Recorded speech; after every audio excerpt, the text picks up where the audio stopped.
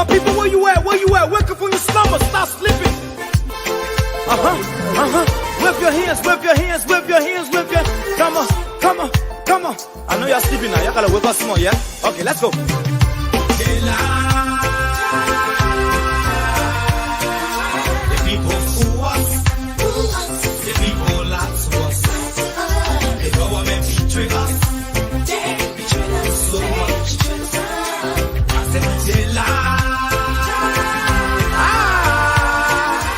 People fool us, the people lie to us, the government betray us. They can lie, they can steal, they will not the world. I said we tired with their lies, we tired with their promises that led us to all our damages. We tired with that speech they preach indeed, and now unique they deceive us. The thing we saw, it frustrate us. So why can't you lie? Why can't you steal? Why can't you allow the citizens to beat? You see, we just tell you that why we vote tell you. But you fool us, you screw us, you use us and later on abuse us. So why? The government should lie. Why? But that's the question that we ask.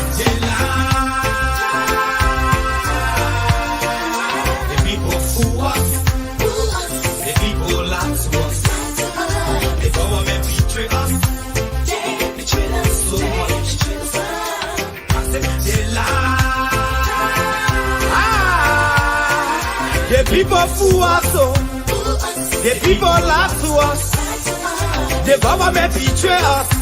They can lie, they can steal, they will not the corrupt. No one to trust. My people, no one to hope on. Nobody. My hope that I have been broken. I'm telling you, brother. So where are the schools? Where are the roads? Where are the jobs that they say they could afford? But they're too selfish. The people tired with their rhetoric. People tired, they tired. You see the reason why we ask why the government betray. They have enough of time, but yeah, then instead they delay. People suffer. No work for people crying for hunger. Look at. Your vision and your mission, your intention to the nation, they poor. You got nothing to show. Nothing. So why? The government should lie. Why? But that's the question that we ask. They lie. The people fool us. The people lie to us. The government betray us. They betray us so much. They lie. The people fool us, the people lie to us, the government betray us. They can lie, they can steal, they go knock the corrupt.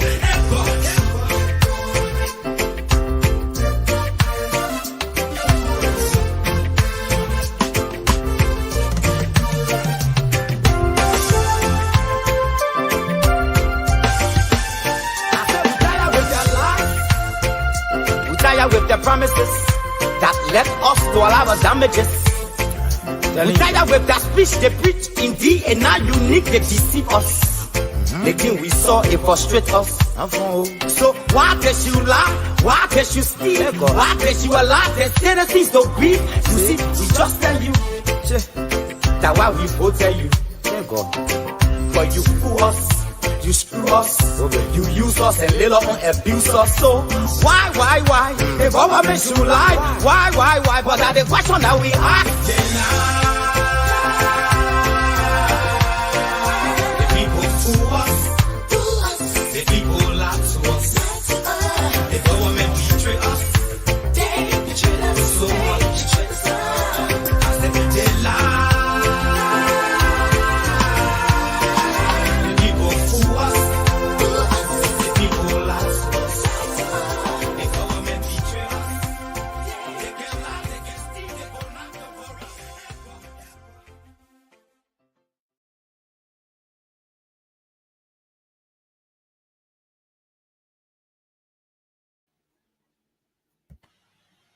Well, Paul, you there? I'm here, Linford. How are you? I'm great. And how are you? I'm very good, man. I'm very good. And I'm excited to be back on Bottom Line and to say, It's another edition, fascinating tonight. And also, I want to say to all our viewers, welcome on Butterline. It's good that we're all back here to have a fruitful discussion tonight. How your end, Linford? Well, my end is good. It's been a rainy day. In fact, the past 2 days now it's been rainy. But Saturday was a lot of rain, and then Sunday, I was sleeping expecting that it's going to be rainy. Yeah? But when I woke up, it was clear and the sun was shining. And in fact, I did attend a wedding on Sunday. A very quick wedding. Yeah, very quick wedding of a friend. And then yesterday, Monday, it started to rain profusely, and it continued today. Even as we speak, it's raining. And when I look outside, there's a mountain right behind my house. And then when I look, I saw all the leaves are getting yellow. And that's a sign of the real fall. So all the trees are going to be yellow now. And in the next couple of weeks, mid-October, they will be all boarded because all the leaves are falling. So if you got some trees around your yard, man, you got some sweep. In fact, we don't even sweep it. You forget it because you waste your time. Why is sweeping the thing coming down? But all in all, the weather is good. It's not very cold. It's raining only, and it reminds me of Liberia. So, Mark Judah Farr is there in Sweden, and Paul, of course, is in the UK, and I'm here in Norway. And so we are two Scandinavians, sandwiching Paul here this evening. And so we'd like to say welcome to you, our viewers. This is the program, The Bottom Line. My name is Linford Goer, and like I said, Paul, the Lord, is in the UK, and Mike Jurafa is in Sweden. So you got a whole house full. And tonight we're going to have a guest that will appear on the show.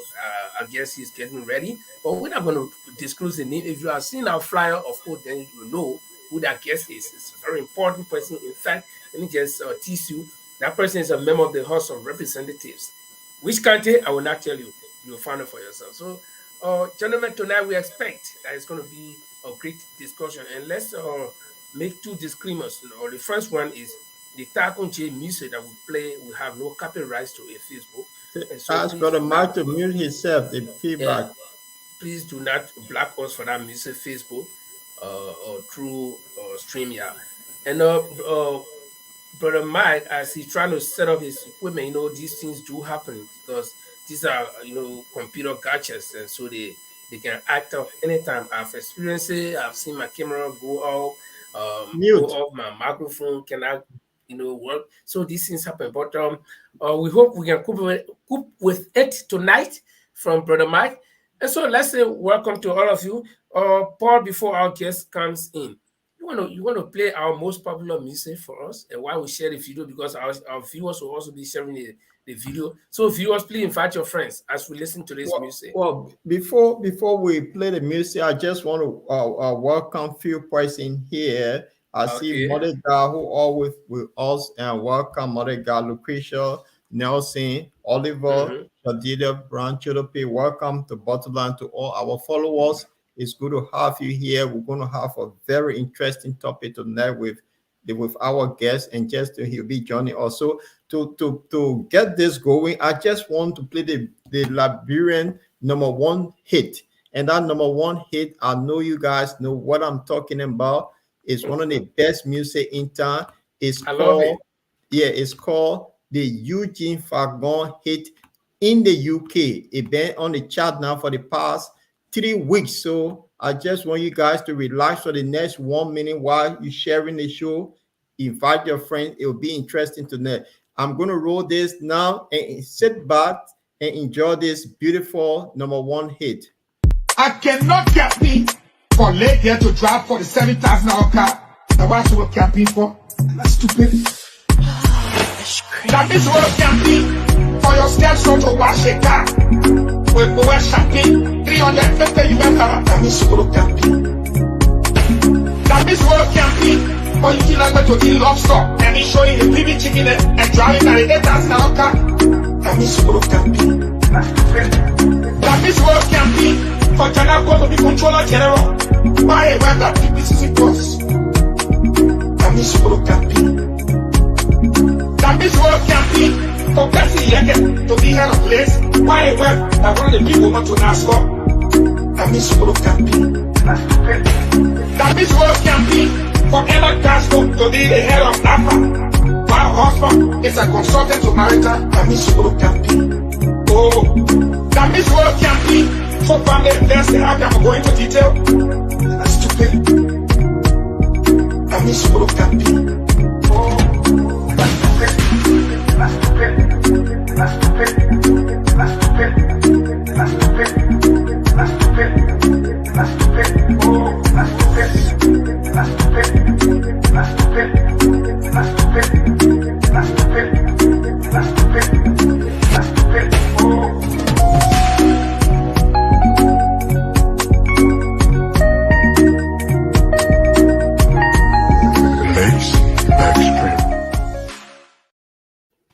Wow.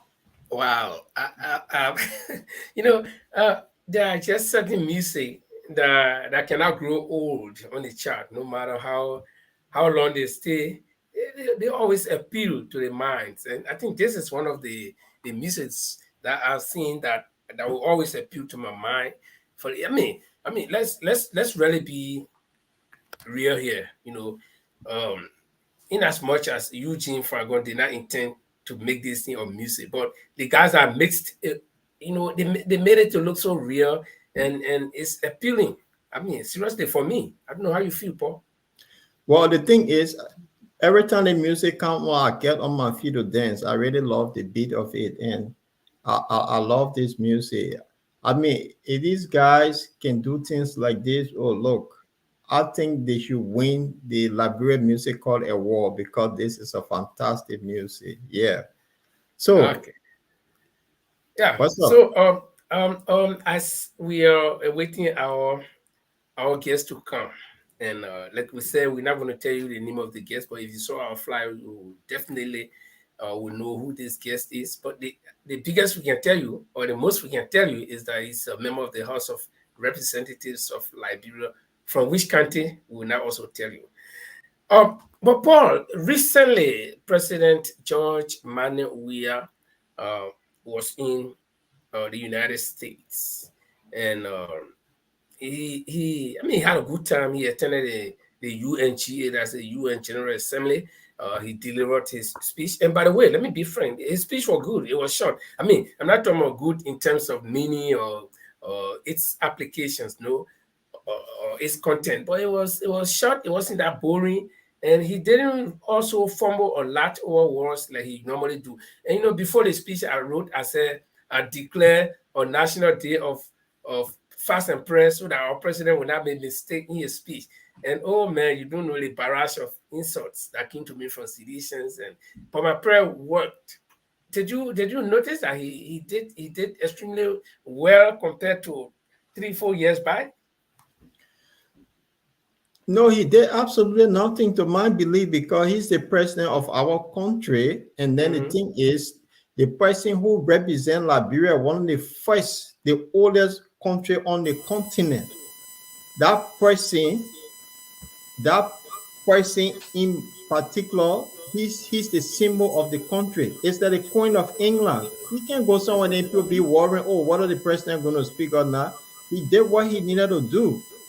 And that thing, I wouldn't listen to people when they say the speech was okay, but the message within that speech, that's what I would look at.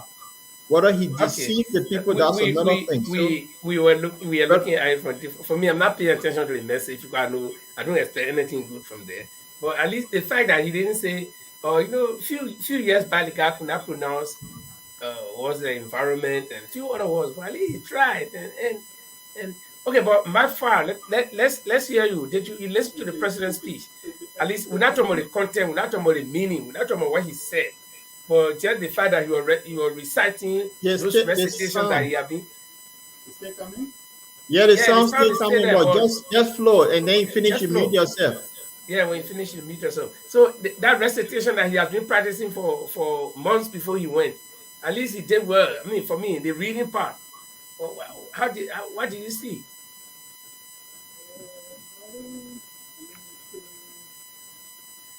Okay. We're not hearing you. I think you're having problem with the audio. Go out and come back in while we wait for our guests. Okay. Yeah. Okay. So, Paul, anyway, we get different opinions on that. So, But why the president? Yeah.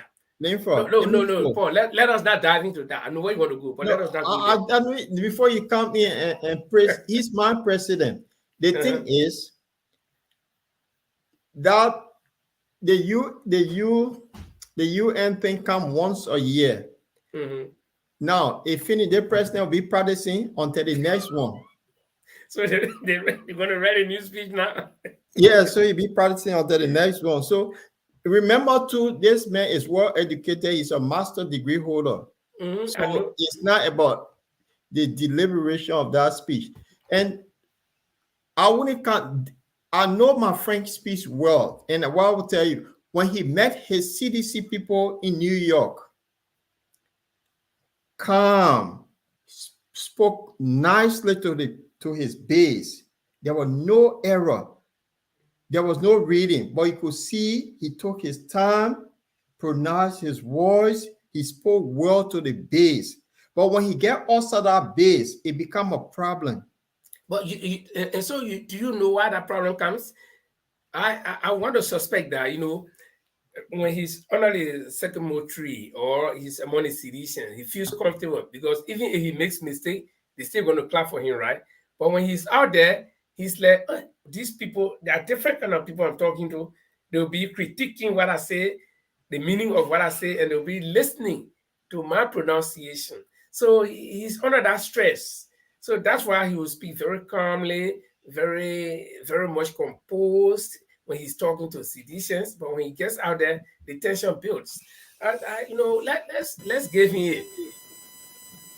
Mark is still the same. And so you can speak, Ma, and then when you finish speaking, you mute yourself so you can project your voice. They hear you.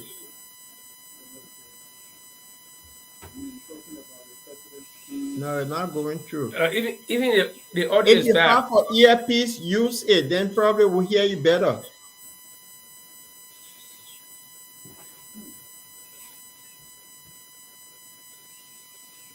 Okay. Yeah, but I think, Mark, in the meantime, just mute yourself while you work on the system. Mute yourself. Okay, let me mute you, work on the system. But like we're saying, Paul, let us not waste time on that one, on the president's speech. There are certain things he said I want us to look at. He said, if you look at Monrovia today, Monrovia looks like Miami. And I don't know whether he was speaking figuratively or he really meant to compare the two places, because I've not been to Miami though. The closest I've gone to Miami is maybe Daytona Beach in Florida, or Jacksonville, Florida. Those are the only two places. I was in Jacksonville and I had to drive a Liberian lady who lives in Senegal, I think, but her daughter was going to the aeronautical school in Daytona Beach, and so we have to. I drove them there for like 3 times within 1 week for the girls' registration, her orientation, all these things. And by the way, I don't know, she graduated a long time. Maybe she's earning a lot of money, but this is how much many Liberians are doing, and we don't know. So this little girl was supposed to be flying a plane. So that's the closest I've gone to Miami. But I've seen the pictures of Miami though. So for the president to compare Miami to Liberia. So I was like, no, this cannot be real. And he actually did. So Linfa, you want to buy into my president rhetoric? The president gave a speech and he didn't want people to digest that speech, to go into detail of that speech. So he did something to distract people's attention from what he went for. That's my own friend. He's a corny person. You have to read between the lines. He went there and saying that we all know you cannot compare even Accra to Monrovia. Then at Miami you compare. So there's a distraction. So he found things. The point. Yeah, that front part is there. But there's a serious part of it. Okay, that a whole leader, a president, can make the kind of comparison. I mean, what does the outside world think about him? I mean, does he consider that, okay, if I say these things, my counterparts in a sub-region Guinea, Sierra Leone, Ivory Coast, Ghana. What are they, how are they going to take me to be? Does he consider that? No, it's not about the counterpart. It's about the Liberians now working out because there's pressure on him for all uncles, right? The speech that he gave, he know people talk about the speech. And then he get Nathaniel McGee, then they asked to resign, that the corruption thing hanging over them. So he trying to divert the whole thing from Liberians to get away from all that noise. So talking about this Miami and all that is just a distraction. That's all. Don't buy into it. Remember, one of the best corn artists we have in Liberia is the man who in the higher seat. Liberian how to get used to this. It's not somebody that you see say, oh, this man, he a bobo. No, he played the game well and he know when to strike, and that's what he did. So ain't you talking about the Miami now, that distraction? Exactly. So why is it now the other people that's supposed to be sacked and be prosecuted, they're going around, people not talking about it, they're talking about the speech. So you see how in the Liberian people can say he conjure everybody, now he conjure them to making fun of what the president mean. The man is smart enough, so we have to live with it. Okay. Yeah, I mean, I will agree with you, Paul. I will agree with you. He's our president, and so we've got one thing to do, and that thing is to learn to adjust to him, to learn how he thinks, the way he does things, and then we can flow from there.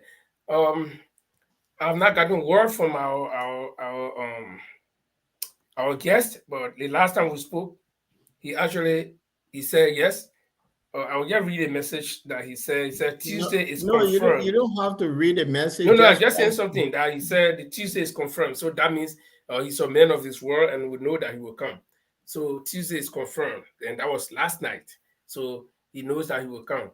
Probably he's listening, and the show is already shared on his page. So I know he will join us in the course of the program. But I don't know how far is brother Mike far gone with his adjustment. Mike, can you let me just bring you on and let's hear what you will say. If you still have problem, then we'll just flow. Do you hear us? Yeah, I'm hearing you guys. Okay, now you are 100% better. Yeah. Okay, I have so to whatever you computer. Okay, that's right. Okay, very good. So we start to move. Now, the next thing we'll be discussing about the president is when there's a shortage of rice on the Liberian market. There are a lot of speculations. People say people are holding the rice. That means they got it, but they're keeping it. They don't want to sell it, or they're keeping it in their store. They don't want to sell it.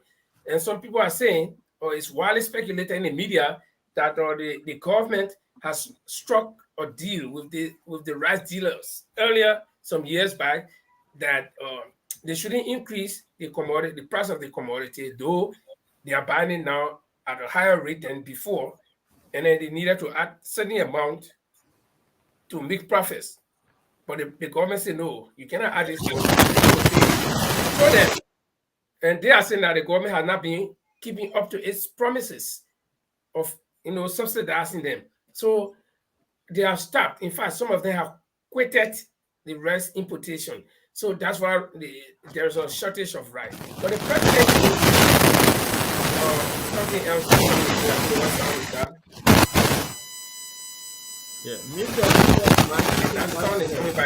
But I mean, let's not mind the distractions. We're sorry for that. But when the president came right at the airport, he was interviewed by journalists, and he said there is sufficient supply of rice in the country for several weeks, and everything that people are saying is just street gossips. And as we speak, I just talked to some people, close family members who have gone to buy rice, but they didn't get it, and they are saying it's that easy. So I don't know. What do you guys make of, Paul? Well, the thing, I spoke to a few people in Liberia today. The rice price are gone, or some people selling $25 per bag, some selling $20. So the price, and then some of those business people, if you go buy rice in a store, also they want you to buy certain commodity with it. So things are actually hard. But because of the government subsidy, I think that's what the importers are waiting to get their bit of it first before they can release those food. So, but do you want to believe that the importers actually have rice, but they don't want to sell it? well, the importer, the thing is, they have rice, and they play to the government. It's like the people on strike here in the UK that, oh, if you don't do this, they will hold the whole nation as a ransom. That's what the importers are doing. They have rice, but they make it very expensive. That's all. And where does this lead to? Because we all know the history of rice in Liberia. But they say it's left with the government negotiation. Mark, come in. And it's sharp noise. Then you can. Can you guys hear me? Yeah, we Your hear you, voice but it's low. like we're far away. But when you restarted your computer, it was clear, everything was horrible. I saw you doing something. I don't know what you did. No, I haven't done anything with the computer. Stay the same, sit to the same position. Yeah, we can hear you. It's low, and the sharpness is coming from the speaker. I think you need to get out again. Try, if you get an earpiece, connect it. Well, I don't think. Yeah, try to get out and come back. But if it continues, that I don't think we'll have to. You get an earpiece and connect it, and then come back in. Yeah, because the show, the time is going. Actually, even though our guest is not here yet, but the time is. Yeah, you guys can continue. It's still okay. Yeah. So go on, Lifa. Yeah. So, like I was saying, where does this lead to? Because we know the history of rice in Liberia, and this is a sensitive time, political time, where elections are coming. You, the ruling party, your hands are behind this rice issue.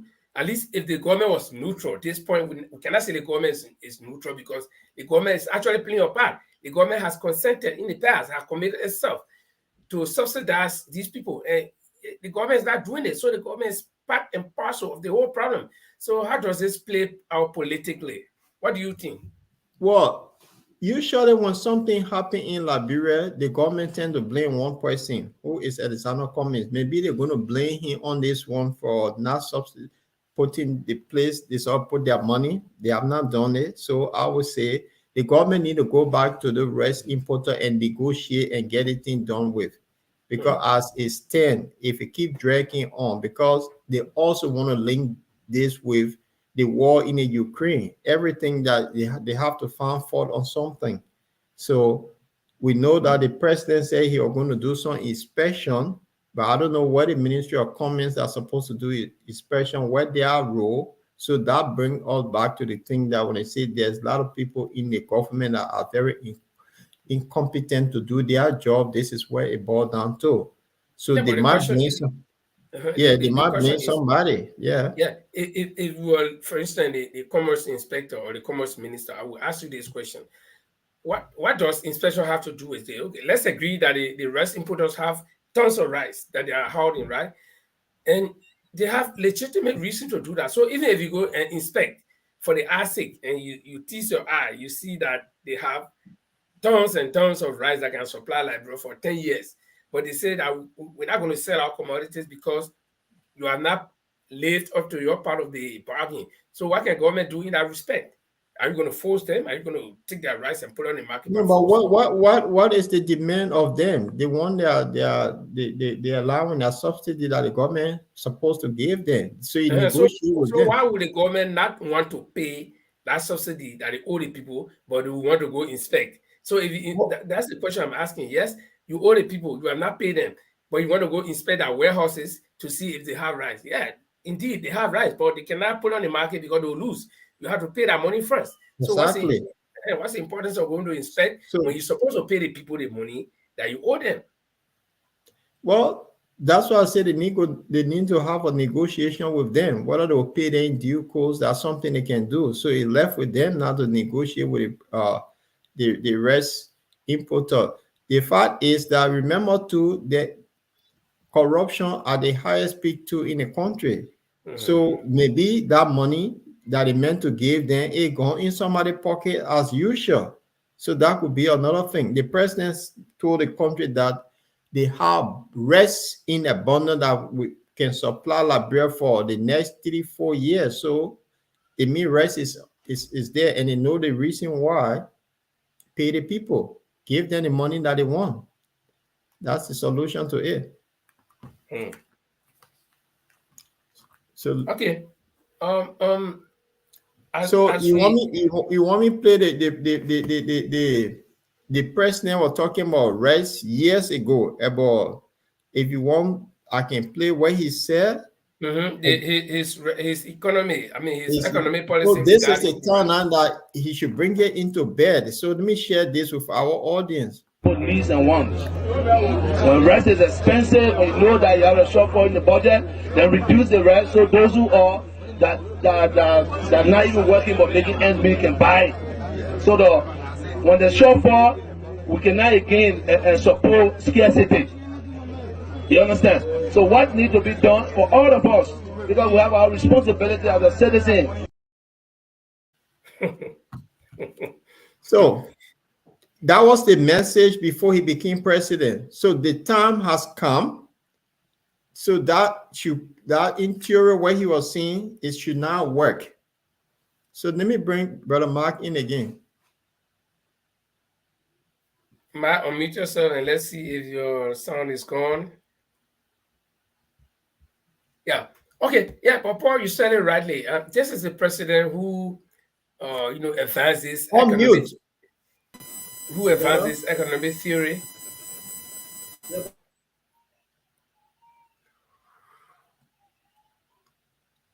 It's still bad. Flow. Yep. Yeah. This is a president who advances theory, this rice theory. Okay. And now, right before his own presidency, the good thing is that if Joshua had left the presidency before the rice shortage, people would say, seditionists would say, oh yes, if the president were there, he would apply the theory. But now he's there, and rice is short, right or not? And this is not the first time. I remember a few years back, maybe 2 years back or a year back, we had the same problem. That's when they went to warehouses inspecting. He himself on the field inspecting warehouses, and then the negotiation came with the rice dealers. And this is the second time. So why is it that this theory is not working? So was it like, he was only trying something? Because, I mean, see the guy's expression. When rice is like this, he wanted to impress people with his gesture, try to convince people that he knows. Yeah, we all did public speaking. We know that in public speaking, your movement, your body movement can attract the people's attention, and sometimes too it can also distract the people's attention. Okay, so he was there trying to hypnotize the people with his movement. When the rest is short, you got to and then time has come to practicalize this theory, and it's not working. Not even an inch of it seems to be working. So it creates a lot of doubt on the minds of people. It's not him, Linford. That's why he have his people that he appointed. So what happened to all the ministry that are responsible for all this? Yeah, but why didn't he let the Minister of Commerce, who should be an economist, come and advance that theory, that economic theory about rice? But he took the initiative to do that. But I mean, there is nothing strange about this administration, because everybody knew from the start that it's not going to worth anything in the end. But it was like Liberians will let to gamble. We let to play card with our lives. In fact, not card, we let to play the Russian roulette, knowing that there is a 50-50 chance. Okay, 50-50 chance of failure or success. And here we find ourselves. And we still have another 12 more months to go. But the good thing is that there's going to be elections. There will be elections, and there will be a change in leadership. Unless the Liberian people are not feeling the pain, the daily pains of feeding their kids, struggling to send their children to school. Even those that are working cannot make it to work on time because no transportation. Some of them will have to work. I got a friend, and this friend I should respect. But this friend tells me that he has to walk to work every day. And sometimes coming home, he can ask for a lift. But going to work, because from where he lives, there is no other workmate of his that lives in that area. So he has to walk. Can you imagine with the downpour of rain? And Liberians are some type of people that I've seen. They are committed with all this. They still go to work, you know. But the worst group are the people, the seditionists who believe in George Weah, who will be hungry, but still they doubt. A few days ago, I posted on my Facebook page that probably doubting Thomas was a Liberian. I now see a group of people who will doubt everything. They see the things are glaring, but yet they doubt it. You want to try Jody and see if your mic is all right? I think something is going here. It's still bad. It's still even bad. Worse. It's still bad. Yeah, because we cannot hear your voice now. Your voice is rough. It's bad. It's still bad. We hear you, but the sharpness of the speaker is very bad. That sharpness overrides your voice. It overshadows your voice. So you can mute. We cannot really get. Yeah. But our viewers will know we are very impatient now about our guest. I tried to place a call, but he's not taking it. And so I haven't got any message from him yet. I texted him. I even sent the live to him now. But he's not yet answering, so we don't know what's going to happen. But we expect that he will come.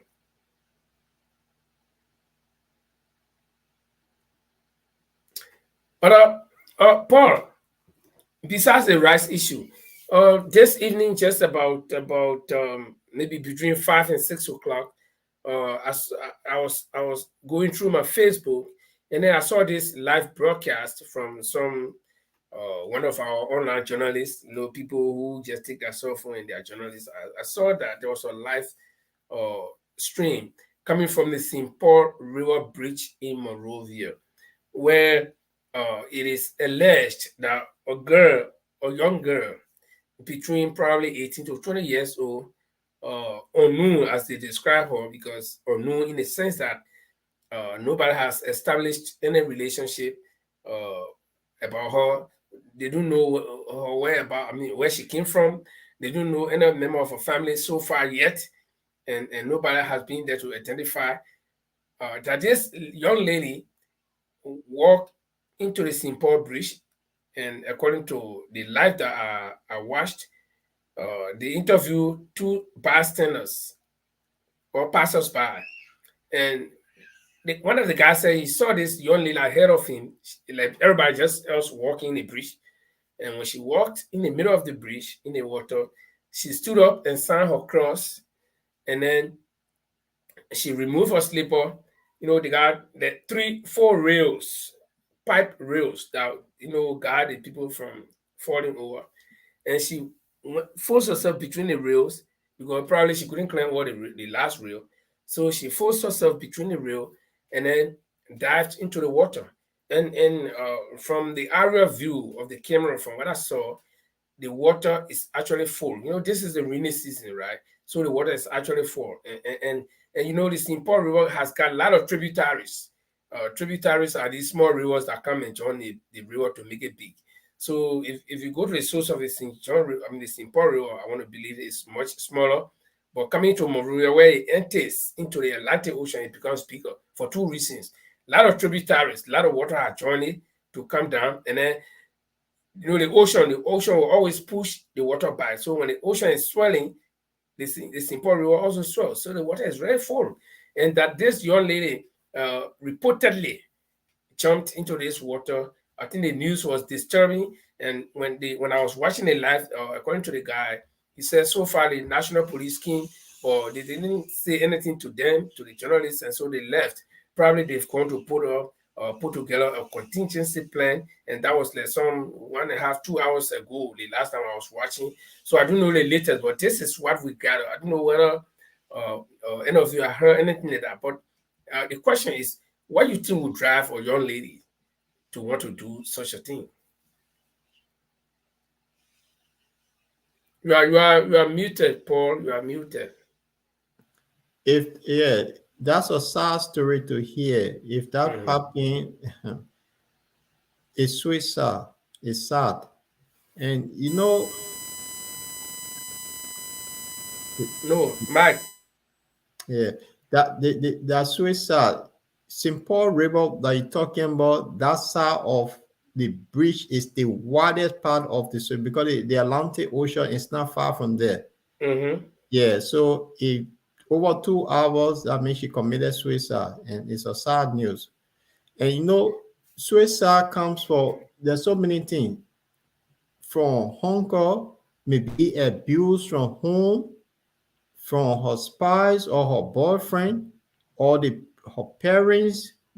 She become like how they call it outcast. There's so many factors involved that people can commit suicide. So it's a suicide. Yeah. Yeah, but so far we cannot confirm whether she drowned or not because we're not on the spot. But Yeah, but talk, Mark. Is it bad? the sound is still there, but and then you are very light. Your voice is not no more. Probably you need to off the computer again and come back. Yeah, it's sound is yeah. So Yeah. So like Paul, like you're saying, yes, there are several reasons for suicide, and I remember a couple of years back, maybe 7 years back, I used to live somewhere very close to the capital, and I was working, um, and I used to work in this big industrial park, very big park, underground and up. And so in the morning we went to work, and around like 8 o'clock, then 9 o'clock, there's a river that divides the city, and this river we got two bridges. One of the biggest bridges way on the other side up, and under there a lot of rocks. Even how the water gets full, the rocks will not be covered. And then early in the morning, and then way down, especially near the industrial park where I was working, there's a dam. And so early in the morning, around 8 o'clock, we went to work. Then by 9 o'clock, 9:15 to 9:20, we saw the police ambulance, the police helicopter, the fire truck, and everything came. Everything came, and everybody was surprised. To the water, they came to the dam, and people were thinking, "What's happening? Is the dam going to break or what?" Then later on, we saw divers. People were diving, and after like almost 1-2 hours, they brought up a body, and the body of this guy was an elderly man who has in fact worked in this industrial park and pension many years ago, and he lives in a big house, 4 rooms house, alone, divorced. The 2 children that he got all left, they are on their own, so he lives alone. He got 2 cars, they make a lot of money, but he wrote a note that he's depressed, that he's not married, he got all this money, nobody will share with. He got 2 cars, he always ride his car alone. He lived in a big elevator house. That depression. And so he wrote a note explaining why he's gonna kill himself. And when he climbed in the bridge early in the morning and jumped right over to the place where the rock is, and he smashed his head and the water took him down. Some people saw him jumping in the water, so they didn't want to call the police. And the police knew that the body was not going to pass to the dam. That's why everybody, the rescue team, went to the dam. And when they took this man, they started asking, well, who can identify this man? Then people who knew him said, oh, but this man used to work at FMC. That's the name of the company. And then they traced him, then they found out. Then they knew where he lived. And when the police entered his house, nobody was there, but they saw the note.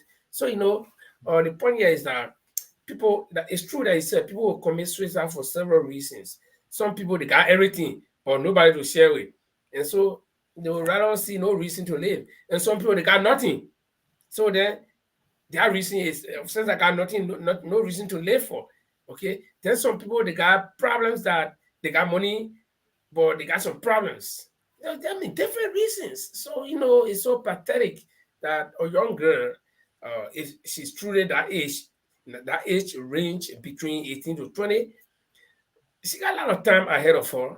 She got future if she makes her life, put her lives together. She can make it. But then the question is, at times, Paul, let me say this. I don't know whether I'm right, but at times I tend to believe in predestination that what will happen will happen. If Paul is going to be a millionaire, Paul will work all his life, and God knows that you'll be a millionaire in his old age. Paul will work, Paul will not get money. But one day, when that time reaches, Paul will be walking right in the streets of London, and somebody whole bag of money, billions of dollars, will drive about, will kick out bag aside, and Paul will be the only person to find it. And the reason why I'm trying to get that belief is that the same way we got good luck, that's my belief. We also got bad luck. There's a day for good luck, and there's a day for bad luck. You know, some day can break, man. You know that good luck day. And when you walk in, good thing will get be happening. Then some day break. And you know, bad thing will get be happening no matter what you do. So, you know, when the time reaches for certain things, it will happen. So we cannot question why this thing happened, and it's difficult. Yeah, so before I talk on it, Mark, you want to try again to see if your volume is okay so we can hear you?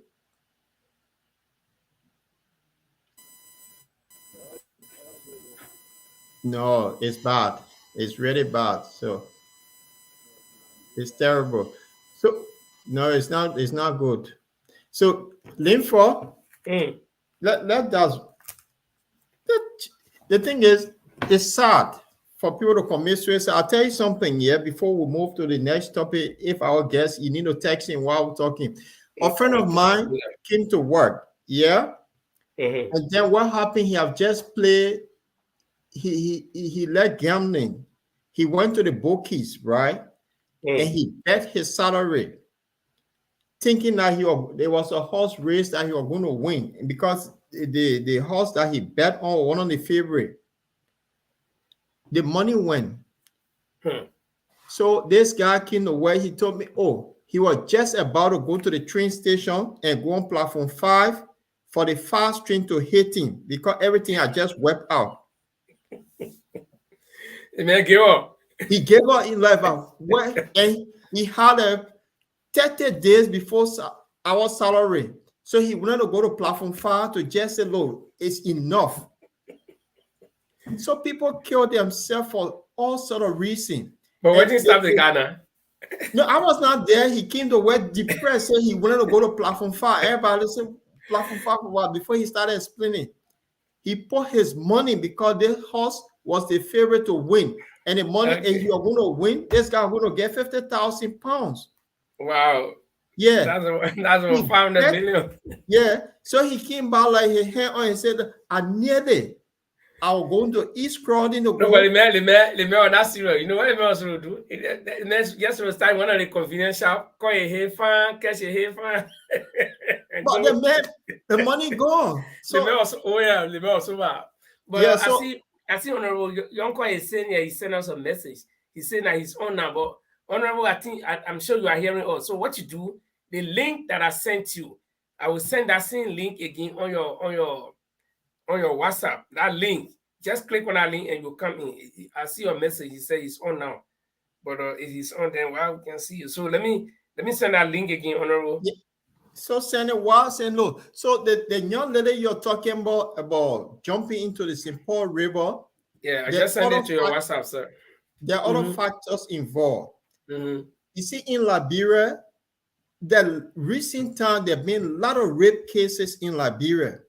And some of the girls, when they go through that, what happens is the family trying to bury it. And if they can't live with those people, they tend to take their own life away. So it could be one of the factors involved. So let's just pray and hope that the story that we're hearing is not true. But that part of St. Paul River, if that happened, we don't have Coast Guard, remember? We don't have left guys. No, actually, we have Coast Guard. We have Coast Guard, but the question is how equipped are they? That thing that Jeff Humanity, we don't have. I can tell you. We're paying them. We're paying them. You see, look, Paul, this is one thing we like always do. We say, oh, we're not. The people taking pay, we get them.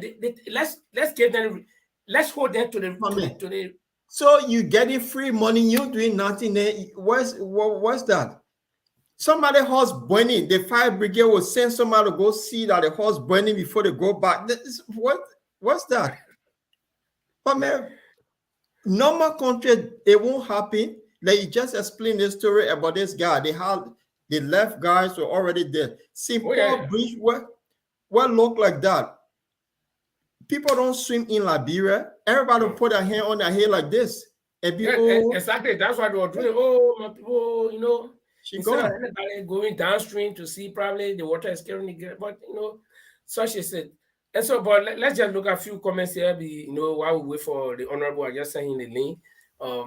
He's actually, I don't know where is he watching, but he said he's on, and can I see him? But let's look at a few comments here.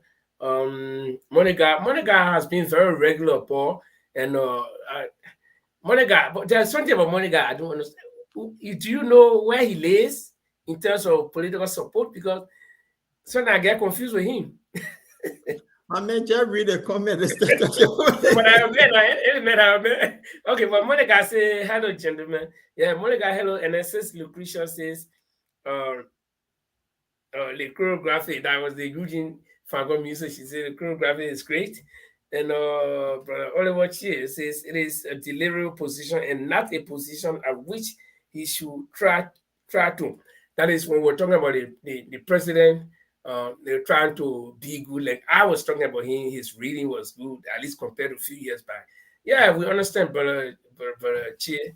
And then Brother Chia also said, oh no, that's a statement. Then Monica say the audio is poor. Yeah, we understand, Monica. The audio is poor tonight from our other panelists, but we've been working on it. And then the honorable says here he's on, and we do not see him. And Gerald Cummings, my own good old friend, the pastor, the journalist turned pastor, he says hello, and hello back to you, Gerald. One day we'll have Gerald on this show. You know, I like Gerald. Gerald is one guy who will relax and talk, and then when you ask him one question, he will talk and talk and talk. He will outweigh me anyway. But Franklin Roosevelt says, how effective are they?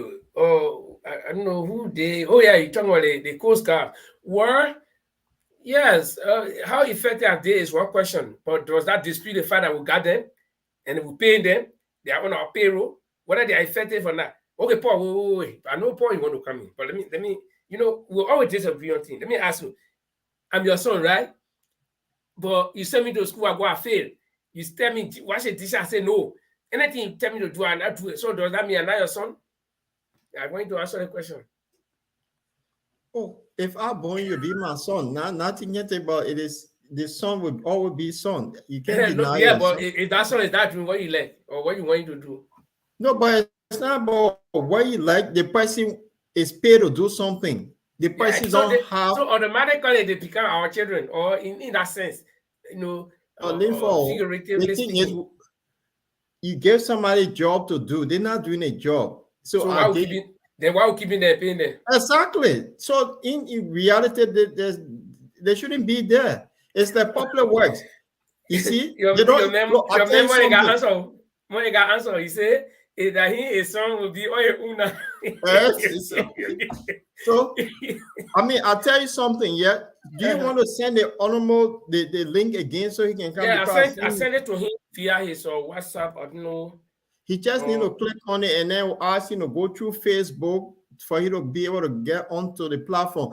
What I wanted to say, look, Linfo, I have similar situation with public works, and I think that one of the government department that they need to dissolve. And I will say this for fact: we had a project that when the president took over New Day, right? His first July 26th, the traffic light in Monrovia were not working. So public work went to the president and said, look, they cannot find any Liberian in the country to be able to get it, those sort of traffic light to work. So Dr. George Bode contacted me, said, Paul, is that something that you can do? You look, I said, yes. So the host committee called me. They said, if you can do this, then no need of all going to China or Europe to bring somebody. So work with the Minister of Public Works. And this is the funny story. So when I got there, the minister said, oh, we couldn't find Liberian, but since you guys capable of doing, I will set up a team that you will visit this. There were 73 street lights to visit and see if you can get it done. We went to the place where the Chinese did, because it's a solar street light. They buried the battery 6 feet and sealed it with metal plate that no one could get to those batteries. Now, they worked along with Popular Works when we were doing this. So when God there, we say, okay, we need a hydraulic drill to drill the place that they buried the battery. Popular Works said, well, they don't have drill, so we must go and hire drill from the Lebanese people.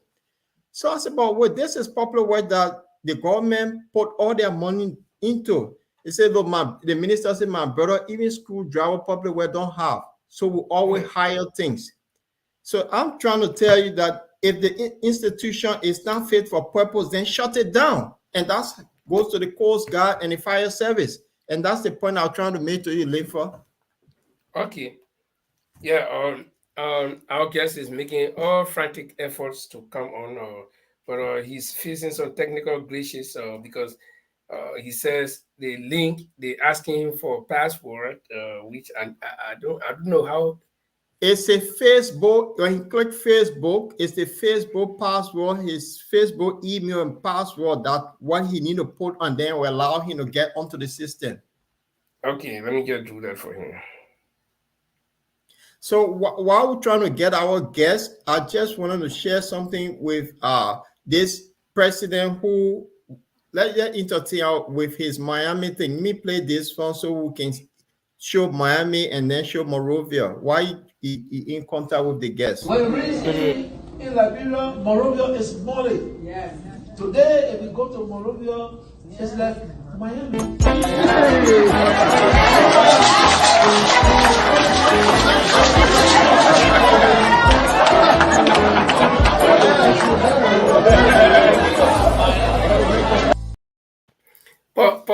But you know, I think we need to make some fun while the honorable is getting. Is there a way that you can pause that video right on the screen and we can talk in the background? I can put it on pause it, yeah. Yeah, put it on pause it and pause it and let's describe that video. There are certain things in that video I want us to look at. And that's me. But now it's fun when our guest gets on, we'll be talking real serious thing here. But now it's sometimes they say, oh well, without fun makes Jack a dull boy. So tonight we'll make some fun. Every day we've been serious here, so put that video on. Let me see. When recently in Liberia, Monrovia is smalling. Yes. Today, if we go to Monrovia, it's like Miami. No, it's not sticking. It's not sticking. But anyway, Flo. Okay. Yeah, but the point, you know, that two things I'm looking at there. The bodyguard, I know who that bodyguard is. When recently in Liberia, Monrovia is smalling. Yes. Today, if we go to Monrovia, it's like Miami.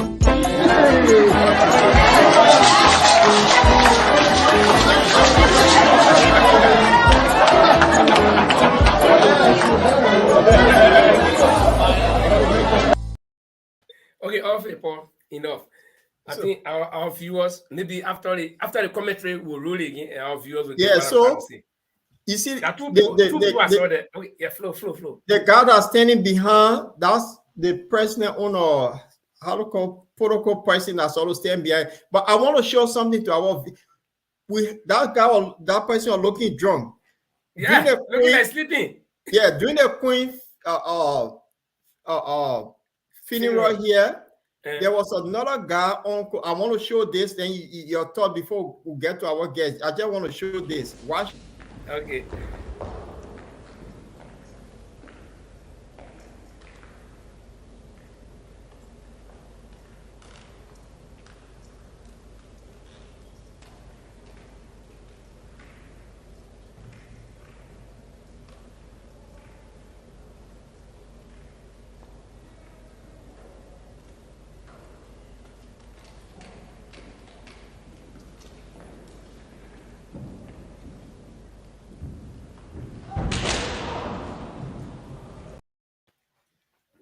What happened? He was drunk and he was leaning on his friend for protection. You see? So the alcohol got into him until he went over. So they see what that person standing behind our president. So I just wanted to No. I think the poor boy, they have been working overnight. No, that guy was drunk. Because they were changing every 20 minutes. Oh, okay. That's every 20 minutes. The guy was drunk. Wow. So, but the guy that I know one of the person that met a woman behind the president. The guy said had doubt. The guy was like, you look at the president not talking true. But let's look at the press secretary. The deputy press secretary. From Smith away. Smith away holding himself when the president told Smith away look at it. They want play again. You see Smith away. They want you talking another. When we see in Liberia, Monrovia is Molly. Yes. Today, if we go to Monrovia, it's like Miami.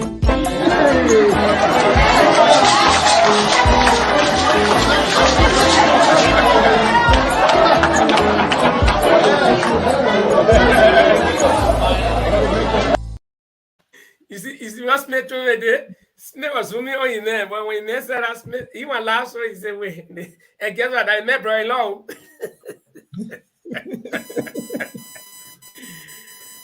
My father is still bad. I think tonight's a bad night, and so it's bad. It's bad. It's bad. So we think you just have to take your essay for tonight, and then you can make it on Saturday. It's bad. It's really bad. Yeah, you gotta work on it over the weekend and get ready for Saturday. But I think we've giving our guests the instruction. We're so sorry. These things don't really normally happen to our guests, but this is Liberia, and sometimes the connection there too could be some problem. So let's see. We'll give our guests some more minutes, and let him get prepared, and hopefully he will come on because we already given him what he's supposed to do. So we expecting anytime that he'll be popping up. And like I said, Sunday, Paul. Now I think you're getting my logic. Sunday is good and Sunday is bad. We've been having guests here coming, they get log on and they are in. And even Mark Farr, who was with us the last program, he was clear. And then tonight his gadgets just giving problems. So Sunday is good, Sunday is bad. And so the thing we've got good day. All right. So that's right. I agree. So let me talk something. Since we're still waiting on our guest, Linford, and I want your take on this. When I say some of the institutions in Liberia, they need to dissolve them, it comes with many things. You've been in a country there as a journalist. Why is it that in the city, I know during the 1980s, during that era of the coup, you have a lot of military checkpoints in the night because there were counter coups every time, right?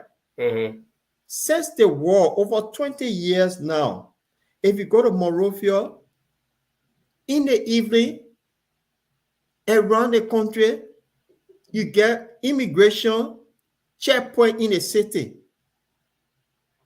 Is that what the immigration is all to be? Immigration checkpoint Kakata. Immigration checkpoint everywhere in the evening. I thought immigration checkpoints will be to the border area. So you see, when people are not doing their work, this is why I'm saying the institution as a whole not functioning. Now, you get police people that gather 10 o'clock in front of Famboma House, right in Monrovia, Cinco. FE bypass going to Lapasi, there are a lot of crimes are being committed. People just station one place in the net to take money. So is that a function of our people? Well, let me tell you one thing. I really want your view on this. Yeah. I will answer this question outside of my profession, just as any ordinary Liberian would think.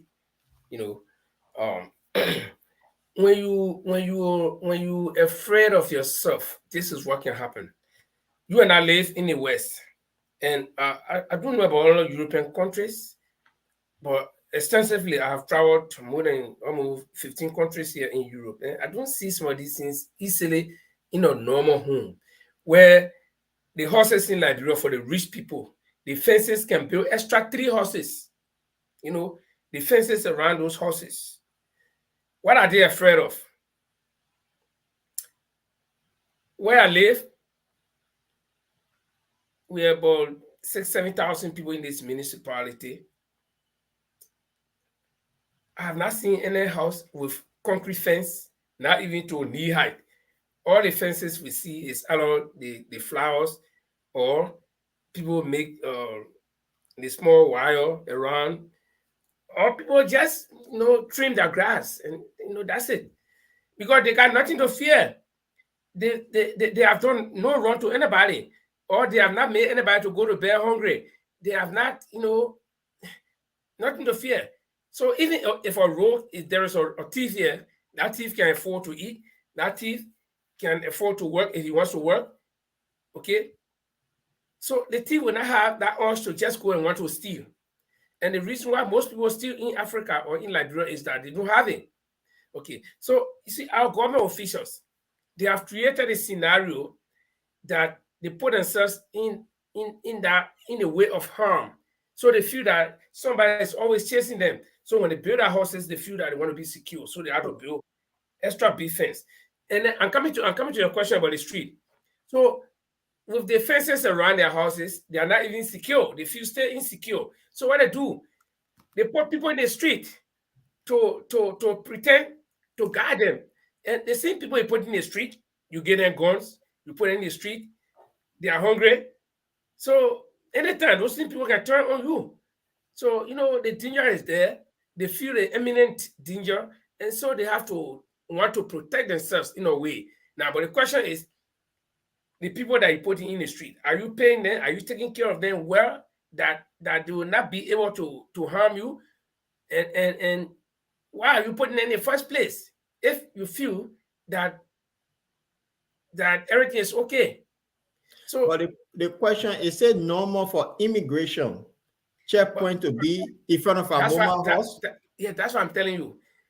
There should be nobody, absolutely nobody sitting at any checkpoint in the city. The city is not the borderland.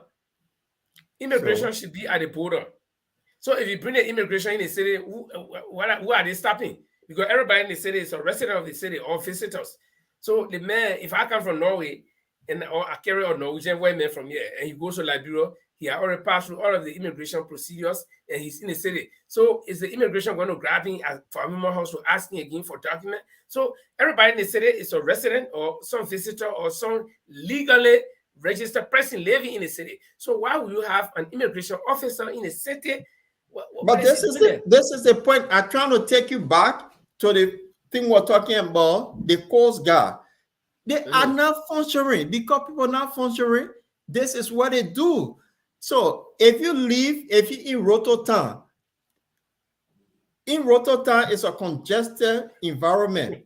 The police supposed to be patrolling, but they say that John security, the big checkpoint in the night.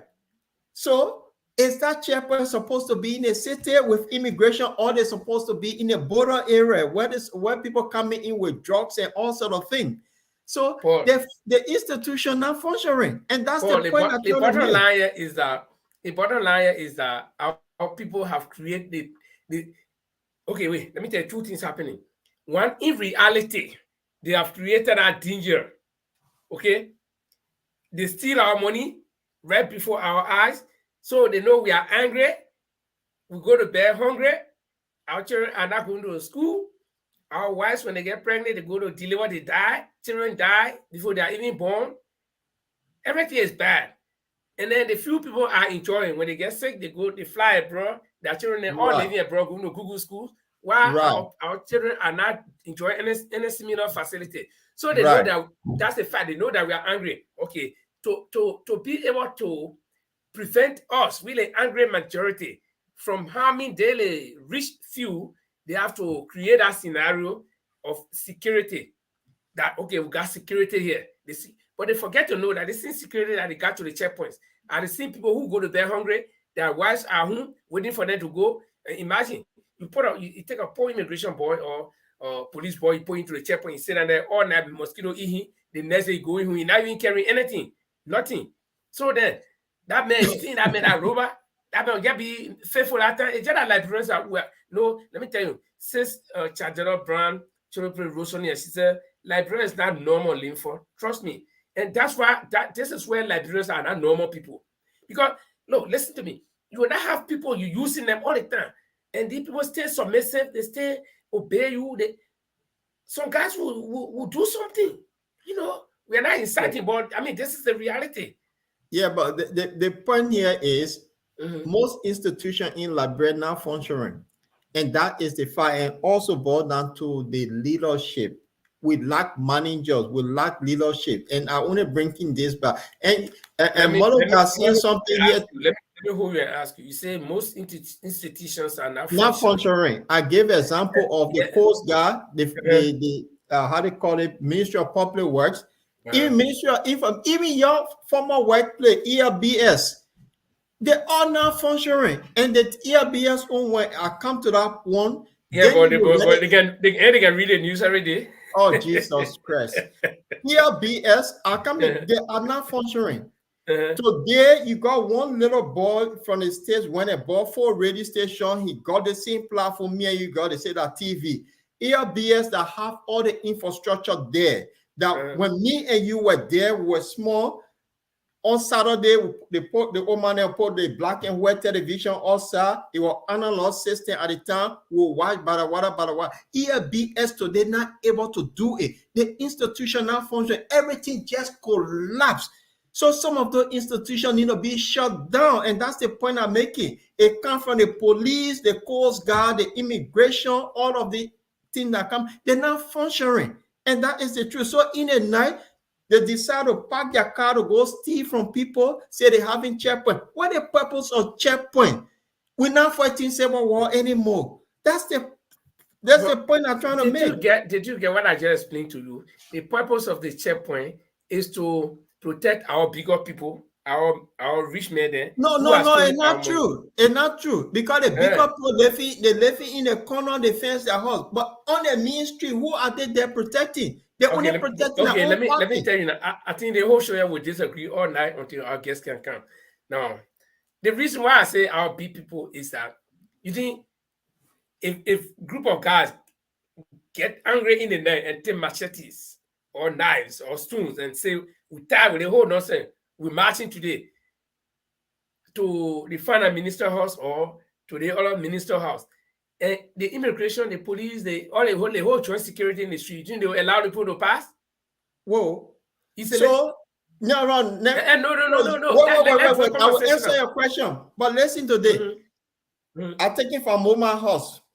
Yeah. Right? Right. You got 20 police officer, immigration, they call Coast Guard because it's joint security, right? The station right there. Yeah. Right from Moma House. Every shortcut that you can walk and pass and go all road. So what a group of people can pass and walk south all road and go look for somebody and all of them station one place. If they were patrolling those local communities, it's in the same group that you're talking about, they will not stop there. But they all station one place. Yeah, but in their mind, in the minds of our people. In their mind. So now bringing back the institution now functioning. Yeah. So in their mind, yes, we got people in the street who will stop in an insurgency. So, so they put these people there. And then, you know, it's also psychological, right? A would-be protester or somebody who is mad and say, look, listen, me, I think I will do something. With the presence of these people, we say, if I try anything, it will not be easy. So the people got joint security also, so I will not try it. See it? So the point I'm trying to make is that the people, in the first place, there should be no security anywhere in the street. No, you got police. The police is the one responsible. So why will you bring it?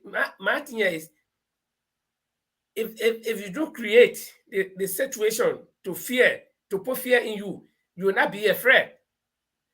You know, I don't know whether you understand what I'm trying to say. No, like I understand what you're trying to say, but in Norway, I remember about 20 years ago when I came in this country, some people, it's not now that people are getting it all comes down again to when the situation of fear arises. People used to pack their cars to offices, you know. So they leave the key inside. And the reason is that in case of fire or anything, somebody can come and drive your car away safely. Okay? Or another car is coming up. That may if I'm reversing and then your car is in the way, I can move it. Nobody will here to steal any car. And in fact, in this country, it's very, very, very difficult. But a normal country you're talking about. Yeah, but that's what I'm saying. Yeah, I'm trying to make comparison. I'm trying to make comparison. So you see, the thing is, if you don't create that condition, but then within 20 years since I came here, some of the worst thing that ever happened was some group came from somewhere, I don't know where. People say they were from Poland, and they used to call it Hammer Group. I think this group started from other European countries. They passed through Great Britain and they came. And they got a hammer, sledgehammer, where they were breaking through jewelry stores. They would break all the glasses and get away with things. Okay?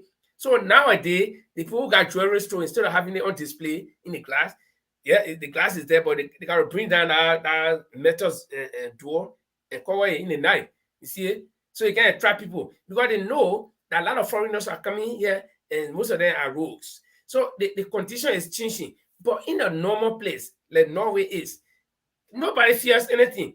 Imagine, in the morning, you go in, you see bicycle parking on the road, bags. I remember one time I was going to the States, I think in 2006, and I was living far away from the road. So I had to drive my car with my suitcase, and I was supposed to take a bus because I can't drive. I didn't want to drive to the airport. I was going to be there for 3 months, and I'll be paying money. Okay, so I drove with my car with my suitcase on the road, and I left it to the bus stop, and no house around there. It's just the road coming from where I was living to the main road. So I left my 2 suitcases there, and I drove the car home in good time, and then I walked like 15 or 20 minutes to come and wait for the bus now. When I came, and the bus driver came about a minute before me.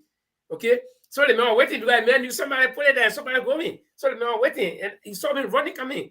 Then he started blinking the light to tell me to take my own time. Can you imagine? So that those suitcases could stay there for 2-3 days. Nobody would take it because the first thing they don't know what inside. But you can't tell that thing like period. You see, so that fear factor is there. Everybody is insecure. People feel insecure. You get your money in your pocket, you walking, something telling you, oh, somebody coming to hijack me. So those rich people, they are stealing all the money. They want to protect themselves. So they prey on the poverty of these poor boys that they put in the service, in the various security apparatuses. Yeah. The thing here, it started Samuel Doe time, the so-called checkpoint. Yeah, but you got to understand Dotan. Dotan was now, that was military government. Yeah. It happened, okay, the war came, granted. We went through how many elections now? Liberia been peaceful.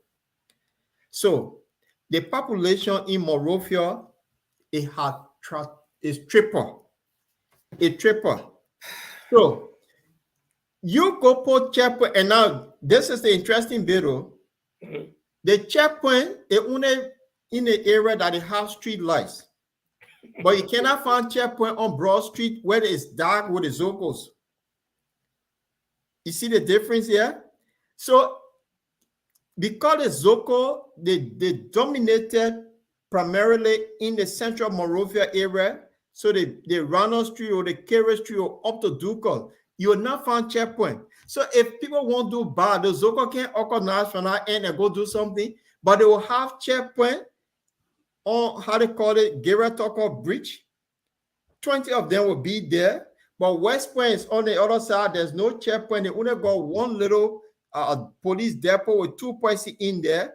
That 5 persons will go to that police depot and the police officer will run away. When I say the institution not working, this is what I'm talking about. They create a checkpoint to go and steal people money in the evening because they will look at you and say, Papi, if not park your car. It's all about stealing. So the stealing is everywhere. And that's the point I'm trying to make. All the institutions not functioning properly. You want driving lesson? Today you get a driving lesson that you have not even drove car before in your life. But you can give somebody $10 at the ministry, they will give you the fast track lesson less than a minute. So I said the institution not functioning. Liberia is not normal. Something just not right. And that's the point. So the immigration men left the border. They came to Central Monrovia to create checkpoint for what? They will ask me for passport. I'm a Liberian. It makes sense. So what can we do? This is why you need to bring sensible people, proper people in that will manage that country to teach the people what to do. And so you can put your number on the thing so our viewer can call. I think that's what we'll do because we got disappointment. We got disappointment.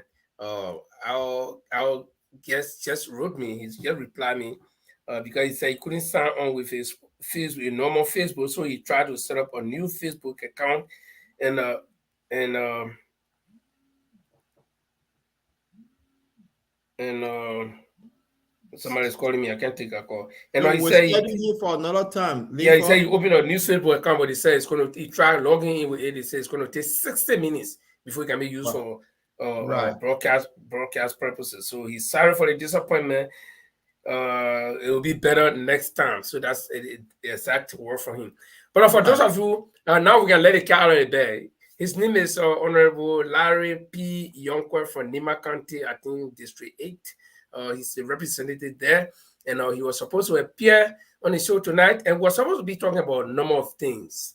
You know, if you've been following the news of late, Acelor-Mittal operates in Nimba County, and a few months back, there was some uphill trend for Acelor-Mittal and the people of Nimba County, and not only Nimba County, but also Bon County and Grand Bassa County, because the rail passes through the three counties. And so there have been these skirmishes, and people accuse Acelor-Mittal of not fulfilling its side of the bargain that they made. And so, but recently, just today, I was reading one of the headlines from Monrovia. It says Acelor-Mittal has made available the amount of $80 million. Paul, isn't that big money? Yeah, that's big money going in the pockets of the crooks. But you see, you and myself, you see, I said the whole show would not agree on it tonight. But I want to ask you, I ask where the money going. Then you start. But that big money will go in the pocket of the crooks. I mean, this is happening. The representative. This is why it was necessary to have the representative. Yeah, and he's not here because he's been one of those very vocal, against Acelor-Mittal's failure to fulfill its social and corporate responsibilities to Nimba County. And I tried to get my own representative to Abba Hill, but he's kind of, every time I get in contact with him, he'll promise yes, I'm coming, and when he knows that the time is coming closer, he'll not take phone again. But the other guy, I think Goswa or some Thomas Goswa or the other representative from Grand Bassa, I don't have much contact with him. But if any of you have contact with them, tell them to contact us on bottom line, because we need to get this thing straight. So I just want to go through some of the comments regards to the we'll go there, Paul. Yeah. Let's set the stage so that our viewers will know whenever we bring in any of these people from Grand Bassa, Nimba, and Bon coming here, they will know what we'll be talking about, because this is very important. Like you said, this big money will go in somebody's pocket, and that's not what we want, right? So we need to set a record straight before the money even. I don't know whether they have deposited money, but nobody can use 18 million in just 2 or 3 days. No. Unless I don't know what you want, unless you want to fly to space. Yeah. So you can put some of the comments here. So next time you hear Honorable Younquoi is coming here, that's what we'll be discussing. So go ahead. Okay. Let's start with Modiga. You see, the government need to prioritize some of the services that they have, the institution I was talking about, because a lot of them are waste. So he agreed with me, although you disagree with me, so that's one. And then he goes back. I didn't practically disagree with you. But okay. Yeah. So we all know that because Monrovia now is like Miami. So why should we have security on the street to have checkpoint? The president said Monrovia you got security in Miami, though. You got security. Yeah, but they don't set checkpoint, though. They don't set, because I visited Miami so many times. They don't set checkpoint. So if you have Monrovia and Miami, then why should we have checkpoint immigration in the heart of Miami? See, so that's the point I'm making. So maybe the president playground that he built on IE practice ground, maybe that's a new Miami. You never know, because I know there's a Miami beach that the old coconut plantation is now Miami Beach, and no people can go do that number 2 there. So I don't know what sort of Miami will have. So that's, you see where Modiga is seeing. Don't even talk about it. Monrovia does not even have the quality of being like the last time I was in Conakry was 1997. And I didn't go anywhere far from Guinea-Bissau airport. We drove to some place, and the presidential villa, which is around the ocean, right over the ocean. And there was a meeting. And after that meeting, we came to the Liberian, not the Liberian embassy, some refugees, Liberian refugee center, and Taylor talked to the refugee briefly, and then we took off. So, but what I saw from Guinea, driving through the city, Guinea was, but now people tell me that Conakry has improved. So Liberia cannot even measure up to Conakry, and not even Sierra Leone. Let me tell you, Sierra Leone is one of those, Freetown is one of those cities in Africa that is well laid up with street number. You can find anybody in Freetown. You can find anybody. Please don't compare Miami with Freetown here. I beg you, Linford. Don't make a comparison. How can you compare Miami, Monrovia with Freetown? You can't do that. You don't downgrade our president thing. The thing is, Dada says something here when you look at it. You see? Yeah, another way of playing themselves. And then exactly. they use that to exploit the public. That's the point I'm making. Yeah, but so, that was the same thing I was alluding to. I'm telling you that these guys have stolen enough money, and then there is something about money. When you broke, you feel insecure. You feel that I don't get anything. You feel vulnerable. Then when you get rich, then you become more afraid. Why do you think all the rich people always afraid? Yeah, rich people are always afraid. I will answer that question for those people building houses, and they build it almost at the J compound. Right? You see, when you make your money, your honest money, if you want to build fence, you build a smaller fence, and you want people to see the beauty of your house because it's your honest money. But the 80 million that Metasty is going to give now, whether God share that money, they will build a beautiful mansion, and they will hire that mansion unless you visit them, because they won't know. This guy that was in Zin Hall yesterday, overnight he built mansion. So he had to hide. You see, that's what they've been doing. That is stealing. Because of the stealing, they build your own friend, Darren Delon. Today, you can't see Darren Delon's house now. He now covered the whole thing. It's like J compound. So why this clean guy, the Mr. Light, why would he hire his house today that was open to everyone when you're running? So that's what they've been doing. When they steal the bare mansion, they hide it. It's about hiding it. So you buy your little house, a fine little house in Norway, you work hard for your money. Somebody, that little house over there is so beautiful. You'll be proud because it's your honest money you work for. But if you don't make the money honestly, you hide the house. And I didn't get fence around my house. I know. I think I need to start looking for money to pay the fence. Yeah, but on a serious note, we're sorry for the disappointment to all of us here today, our viewers, and even with the panelists. It was not our fault, and our guests did not refuse to come. But we just having a normal, relaxation tonight, where we're sharing some of the fun and other things. And Monica said, "Fence alone is useless." Wait, let me put it. What are you trying to say here? Read it one, Paul. He said, "Fence alone is useless. You better add beware and glass bottle." Yeah, it's true, right? And Paul, let me tell you something that is dangerous about this thing. You build your house, you build a fence as high as it can be. Then you put the glass bottle to the top. They'll break a glass and put a glass bottle sharp at the top. Then they put wire fence around it again. They buy wire. But the question is, what if you yourself want to escape? Well, that's you are trapped. Your gate, somebody has trapped you at your gate, and you want to escape for your own life. No, you can escape because they have another gate at the back, so they get three gates. Okay, if you get 2-3 gates and the people can cover all the gates, it means you're stuck in your house. You see it? So unless you build a tunnel. Yeah, according to President Doe, he said tantra not for rat alone, right? Exactly. So you ain't going to see anyway. Let me make a quick announcement. Yeah, go ahead. So on Saturday, we might have GGG, the German Gina, in our studio on Saturday. And also there will be ANC convention on the 14th and the 16th of October. These flyers are up and they're asking people, a lot of people will be going to that convention and they just want to talk about it a little as well. So I just want to make that announcement. So it's something that, although our guest not here, but Saturday we'll be looking forward to the German Gina GGG. He will be our guest. He's a comedian. He's also a politician.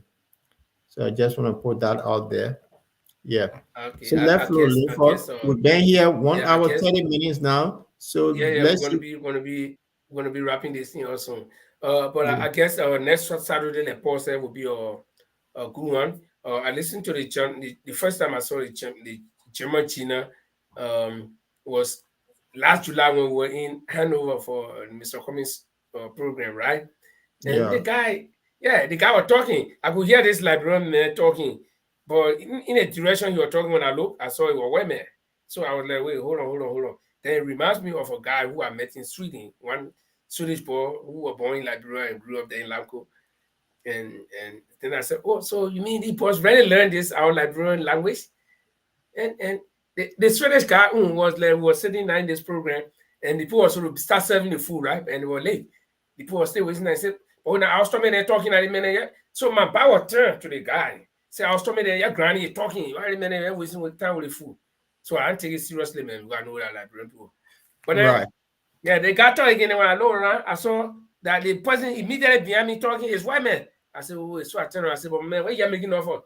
I just want to test. I just said it like that. I said, but man, why are you making off for the food business? The man said, but man, you're not hungry, me, but I'm hungry.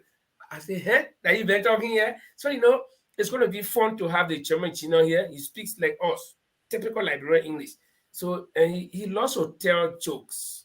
So, I know that night, Paul, we're going to make it fun again. Both joke and politics and other stuff. Yeah, that's so. And before we go, Linford, there's something I wanted to share with our audience. My president, the Excellency Dr. George Manewia. How many Ghana for? He got a doctorate degree. I think he increased to 6 now. So you post in the box, like he put the ballon d'or in the box. Yeah. So the reason why I want to bring this out, there is this Roman that been circulating for many years. That he visited so many refugees camp and he helped people. He did XYZ, and we still yet to find or photograph or he in any other refugee camp distributing maybe food or money or something. He haven't been. His close friend, the guy who sacrificed all his time to help him. I just want our audience to listen to Michael Lowe. This is what he said. When they came to help refugees from Nigeria. I got your question. Because I have heard a lot of people say that. Don't get better with Joshua. That the Liberian people that made Joshua resume. They put Joshua career, everything, they put it together. They lie for Joshua so much that even myself, I've been wondering why. Why?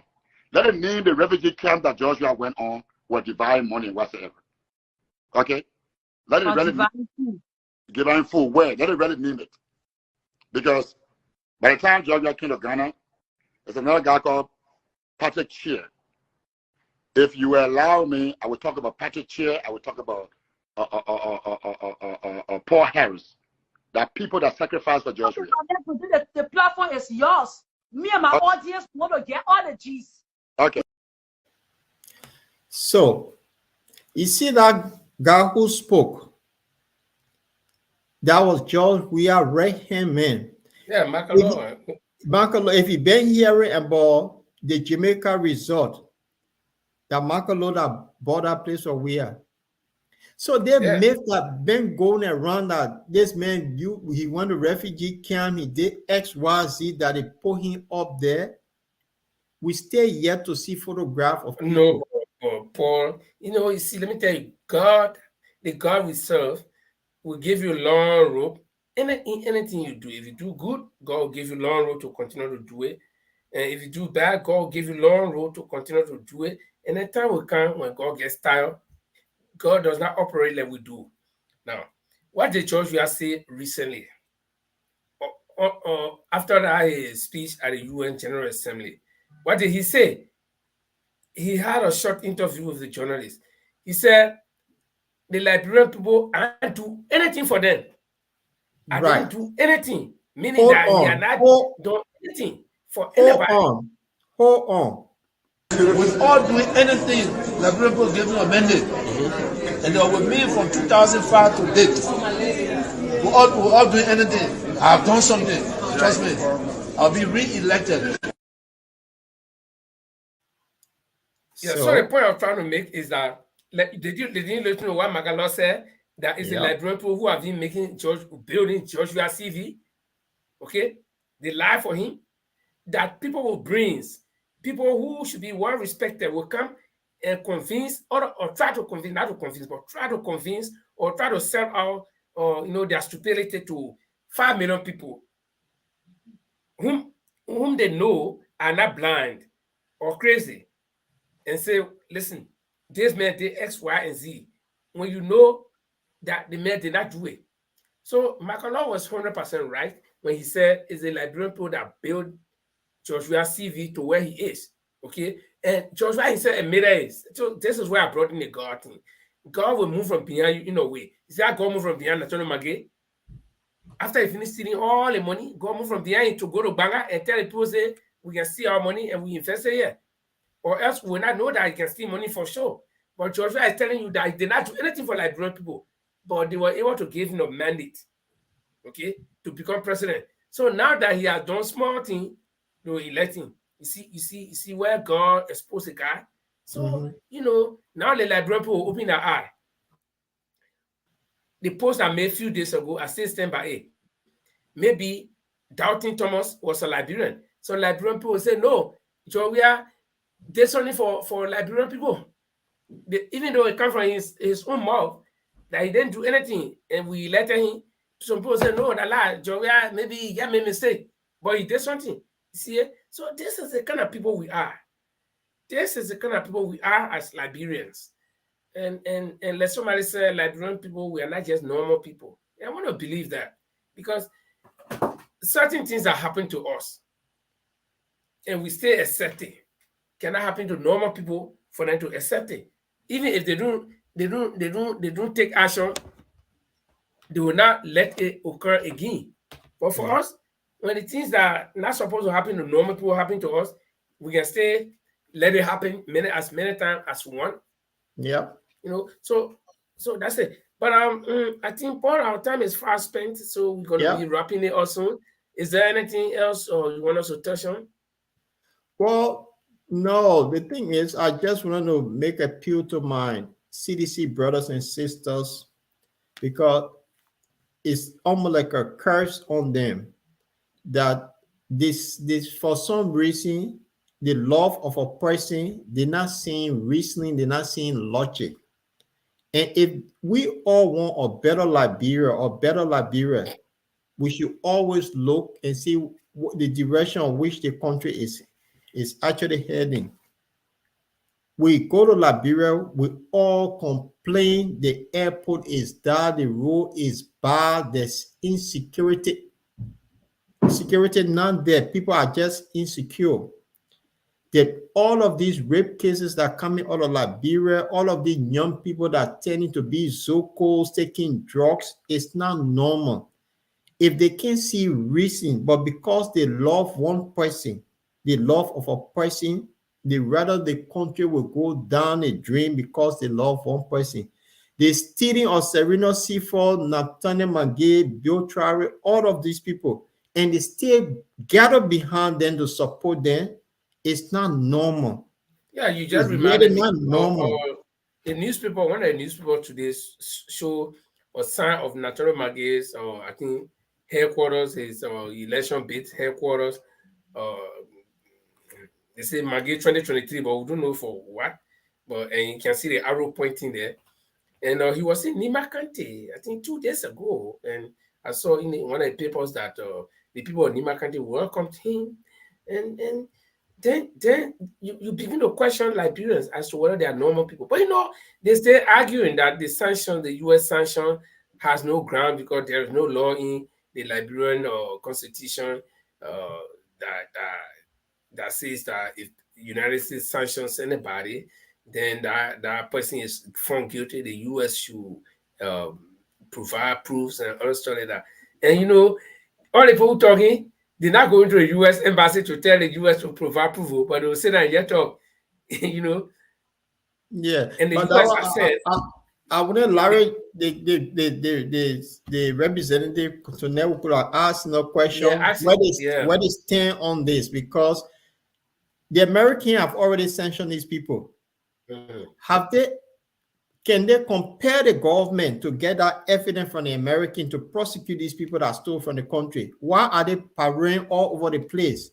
They resign, but the allegation on them. So, and then my sedition brothers and sisters in New York, you saw them with their barrel, not even thinking that, look, your brother and sister can't even afford 50 cents to eat. But because you love one person that who not doing well, I hate when people always say people love Joshua. Not that people love Joshua, or not that we hate him. Listen to the statement. Listen to the statement. I'm talking about my own observation. Listen to me, you can. I'm talking about my own observation. If you watch during the elections, CDC has run a big, I don't know what program was that, but the program was very big. I will say this tonight. There was this guy that I saw right to CDC headquarters on a live screen. This guy was standing to the entrance of the gate. The people were coming from outside, coming inside the fence. The guy was standing there. He was half naked. He had on the thing the country people call bonbon. The guy was not dressed. The guy had all kinds of things on him. And the guy was having two cow tails. As the people were coming, he was waving the day. And when he waved it, the other people would go on the side and he would drink the day. Then he had something like, I don't know, medicine. He would dip the cow tail inside and flash it. So all these things can be working on people. That's so, when people talk about love, you think people, thousands of people, I mean, millions of people, love one person like that. Yes. That even if the person is doing bad, you can see it. Yes, I can tell you this. You see? Okay, I agree. The former footballer, the late footballer called Maradona in Argentina, they worship him like God. When people love a person, that's what happens. And I tell you, my friend, the Excellency Mr. George Manawia, doctor, if you tell those citizens say you're march in the Atlantic Ocean, they will do it because of love. It's not a party, it's the love of a person. And that's the point I'm making. They love him so much. My own birth sister, my sister from one mom, one pa. Something happened to CDC, she go in a room and cry like baby. The love of a person, that's the point I'm making. They don't see lucky because they love one person. And that person, you can't say something about that person. And this is the point I'm making to you, Linford. That love of a person is the one that causing problem, that if the person doing wrong, be able to say it, but they're not waiting to say it. They just do it because they love this guy. That's all. And you see the stealing are going on. They still going behind them and say, oh, sanction, no sanction will carry you. Because what? They can't do that. The love, it's not the love of a party. The president decides he's no longer president. You'll not hear anything about CDC. It's the love of the man. And that's the truth.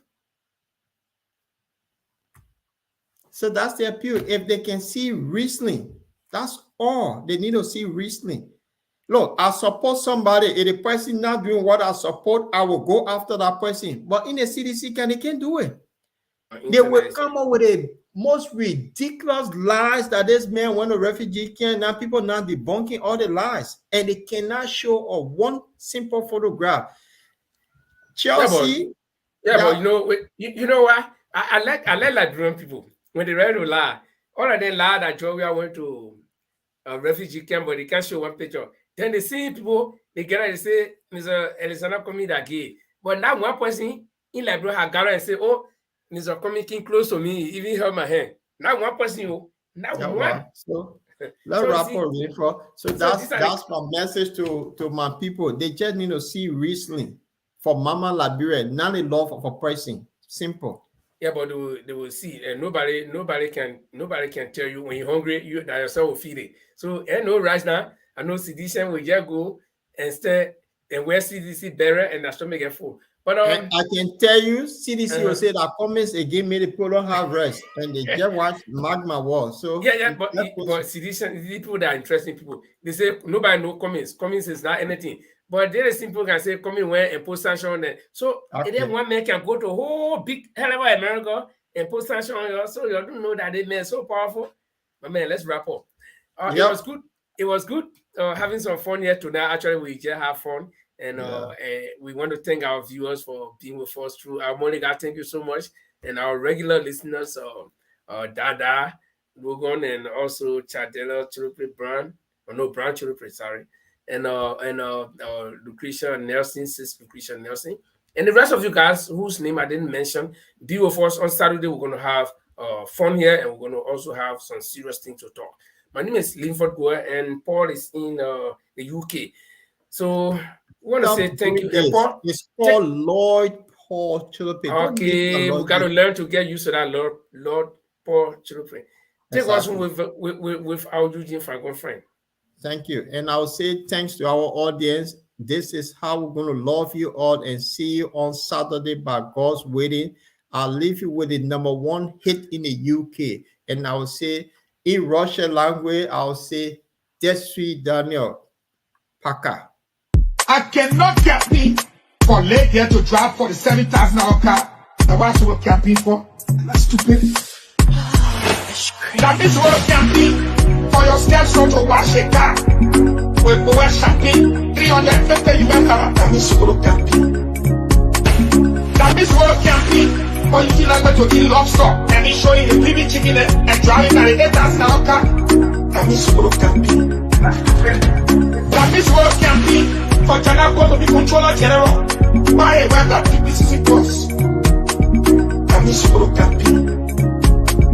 That is what camping. For Bessie Yeke to be head of place, why a web that one of the people want to NASCAR? That means you go camping. That means work camping for Emma Castro to be the head of NAFA. While husband is a consultant to Marita, that means you go camping. Oh, that means work camping for family investing. How can I go into detail? That's stupid. That means you go camping.